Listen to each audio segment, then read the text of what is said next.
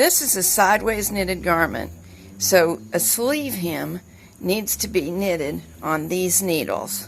To the left, this is the body of a t-shirt shaped garment. Now this is the second sleeve. The first one we just cast on, E-wrapped, knitted a few rows and hung the hem. So I want to show you what I've come up with to do the second hem.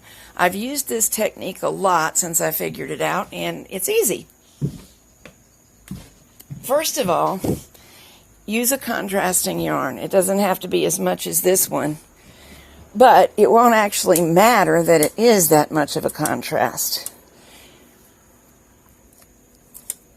We pull our needles forward just to make it easy to E-wrap. And E-wrap.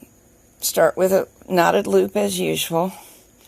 You have the choice whether to E-wrap every needle or every other needle. This is a yarn that I'm knitting at stitch size 9, so that's a little bit thick, and I'm going to go with every other. I think that's going to be enough to get the hem hung neatly. Pardon my clumsiness, I'm working around the camera.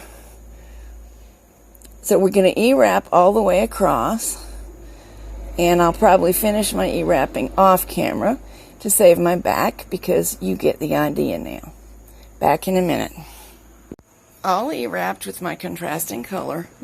I don't want these strands to get in the way of my next pass with the carriage, so I'm going to tuck them under a claw weight, which we need anyway. Now, because I've got stitches in hold over here, needles in the all the way forward hold position, I've got to knit back from upper working position. I can't just flip the levers on the carriage, or they'll all go back to work, which I do not want.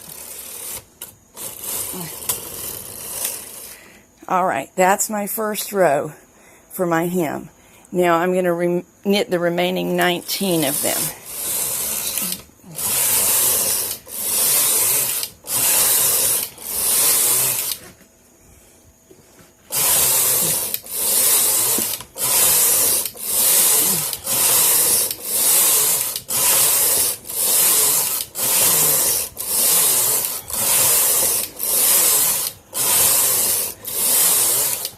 And now we can easily see this row and hang it.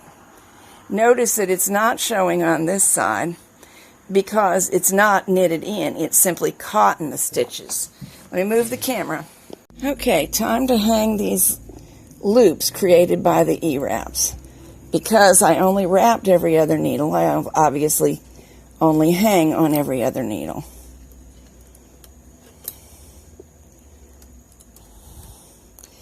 And I will work all the way across doing this same thing.